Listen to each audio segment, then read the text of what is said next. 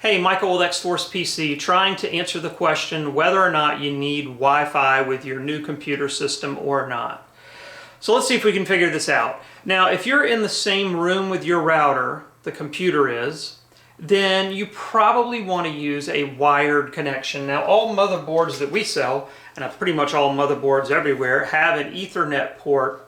Sort of looks like a large phone jack. And that's called an RJ45 connection. And you can use it to connect to your router. Almost every router, like this Linksys router here, they have multiple Ethernet ports where you can plug in a wire and connect to your router. Now keep in mind how many of these you have. Also, you need to keep up with that. And that's going to give you the best speed, the most reliable connection, and that's the best way to connect if you can. Now, if your computer's not in the same room with your router and you don't have Ethernet cable running throughout your house, then you may need to consider getting Wi-Fi.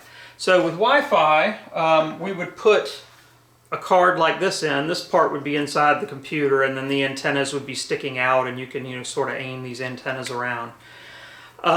So again, if you're not in the same room with your router and you don't have Ethernet cable running throughout your house, then you may need to get Wi-Fi, and it makes perfect sense to get it.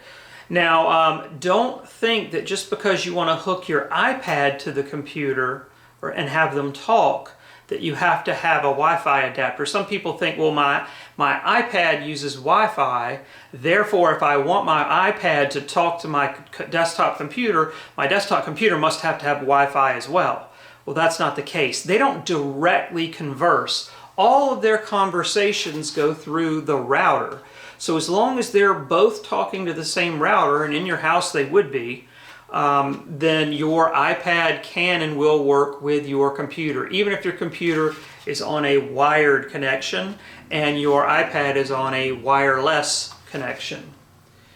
So hopefully that helps you figure out if you need a wireless adapter or not. One more thing I will mention: sometimes people get wireless adapters because they think they might at some point in the future move the computer to another room that isn't the same room with the router.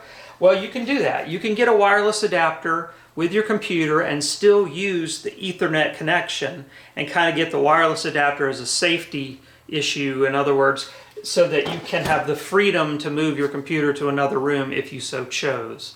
So that's another reason why you might get a Wi-Fi adapter. Hopefully that helps.